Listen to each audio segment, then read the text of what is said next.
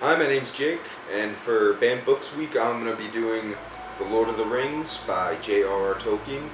The Lord of the Rings was published in 3 volumes between July 1954 and October 1955.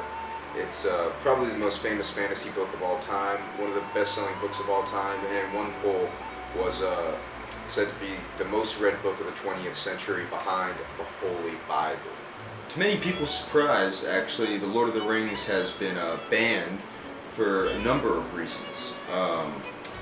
Some of these reasons being the book is considered sacrilegious because of the different races portrayed in Middle-earth, such as the dwarves, orcs, elves, and wizards.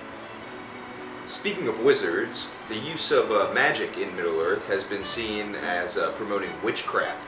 And because of this reason, a Tolkien book burning was held outside of a church in New Mexico in 2001, a Christian church.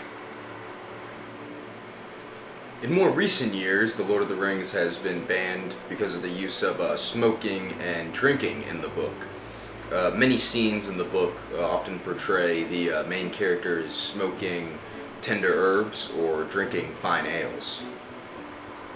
So overall, the book has been banned because many people see it as being anti-religious or going against their religious beliefs, which I think J.R.R. Tolkien would find preposterous, since he was a devout Catholic and friends with C.S. Lewis, creator of the Narnia series, who was a devout Christian.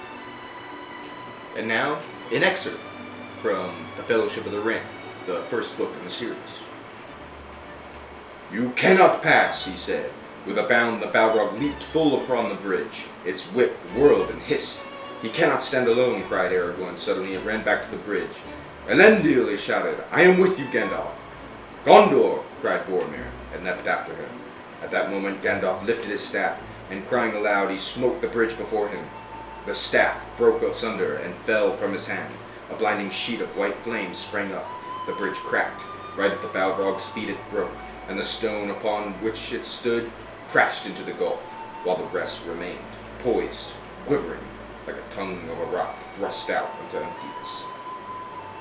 With a terrible cry the Balrog fell forward, and in its shadow plunged down and vanished. But even as it fell, it swung its whip, and the thongs lashed and curled about the wizard's knees, dragging him to the brink. He staggered, and fell, grasped vainly at the stone, and slid into the abyss. "Fly, you fools," he cried. And he was gone.